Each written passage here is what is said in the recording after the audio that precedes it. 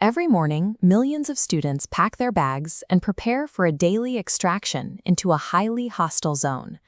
The Indian high school functions as a high-friction penitentiary ecosystem. Academic progress is secondary to navigating the social and physical hazards of the facility. Survival requires managing predatory transportation networks, evading erratic faculty violence, and participating in a black market economy.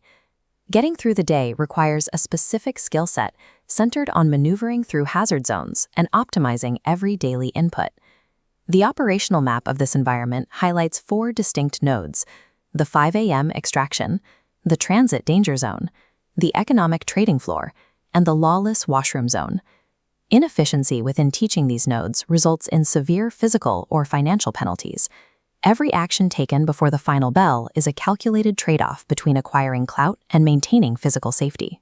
The morning begins with 2 primary infiltration options: the magic van or the secondary auto-rickshaw network.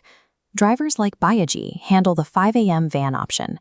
It involves a sprawling 4-hour cross-city extraction to collect the necessary assets.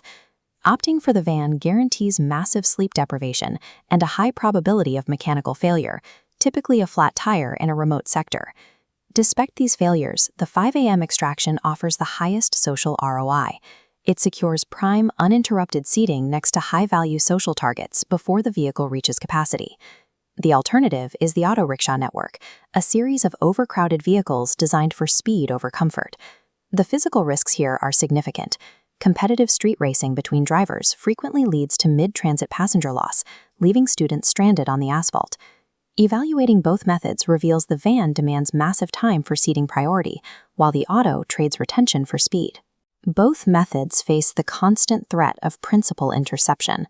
Dawn monitors the entrance from the rooftop, standardizing the risk of being caught by the administration. Inside the classroom, the environment shifts into an unregulated economic trading floor. The foundation of this microeconomy is the illegal pen fight gambling syndicate.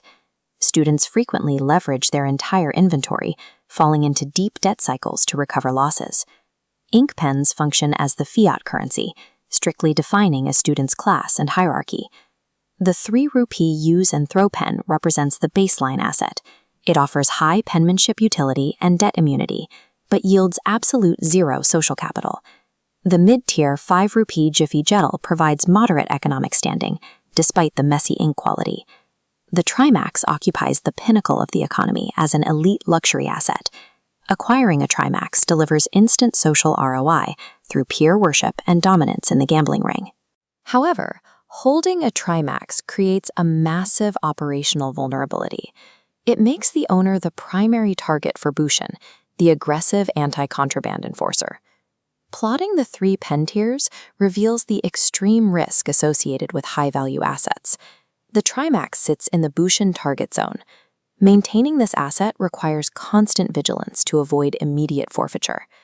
Wealth in this economy depends on maintaining liquidity without triggering aggressive bag check protocols. Physical survival requires tracking the active, roaming threats within the facility walls. The English teacher, Chiltha Beam, represents the primary faculty threat. Engaging this teacher involves erratic grading and mandatory English-only interactions. For male students, the risks include leaping physical assaults. These encounters are so frequent that a resulting injury is often referred to as a promotion. To evade these threats, students often seek refuge in the washroom syndicate.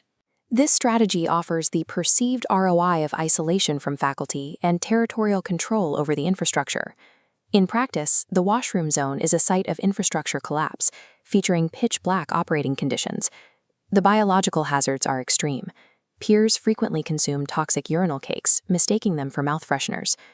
The quadrant chart for school zones shows that while the washroom offers maximum stealth, it also carries the highest biohazard risk. Hiding in the washroom merely trades the risk of blunt force trauma for severe biohazard exposure. Success in this environment requires minimizing your threat profile while maintaining a functional economy. The survival decision tree offers 3 distinct paths based on individual risk tolerance. The Clout Chaser path utilizes the 5 a.m. van for strategic seating, but avoids the Trimax to bypass bag checks.